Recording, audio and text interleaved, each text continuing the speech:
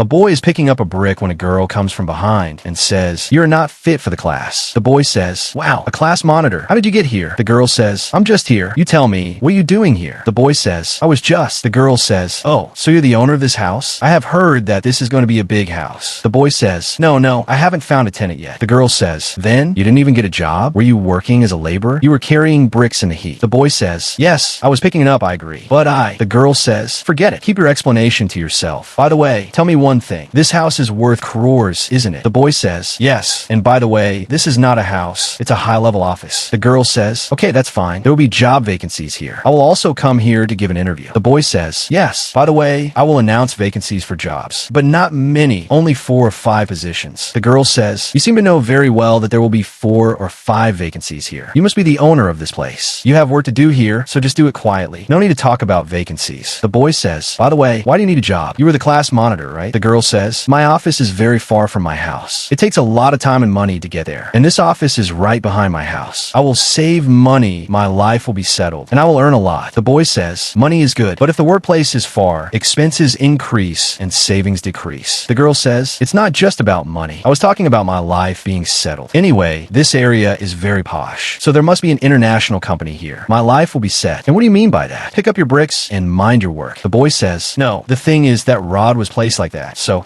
I thought I'd move it aside. If it fell on someone, they could get hurt." The girl says, Yes, you will do all the work. Without you, those poor workers will be stuck. They don't know anything. You're the only one who knows everything. And anyway, since school days, you've had the habit of interfering in others' matters." The boy says, "Look, our school and my family always taught me to help people. God is with us. That's why I was helping them." The girl says, "I don't know about your life, but it seems your life is full of bricks and stones." The boy says, "You're the one stuck behind these bricks. Go and do your own work." The girl says, "Hey, you ordinary businessman, will you dare say something to me? Just wearing good clothes doesn't mean anything. For that, you need status, which you don't have." The boy says, "If you're talking about my status, then listen carefully. This office being built is mine. Not just this, the empty 300-acre plot next to it is also mine. It will be used for parking. You can't even imagine owning something like that. And yes, you were saying I was picking up bricks. Yes, I was. Do you know why? Because that brick was crooked, and if it had fallen by mistake, someone could have been hurt. And if someone got hurt, I would be responsible because he's a human being too. You should never consider any human being small. Money is not everything. And those who talk about heights should remember, there's no place to sit in the sky. Stay connected to the ground. Now leave." As the girl starts to leave, the boy says, "And listen, you used to be a class monitor, but today, I'm the monitor of life. I'm still the monitor of your life. Now go." The girl leaves feeling ashamed, and the boy stands there confidently with attitude. For this boy, at least one like is deserved.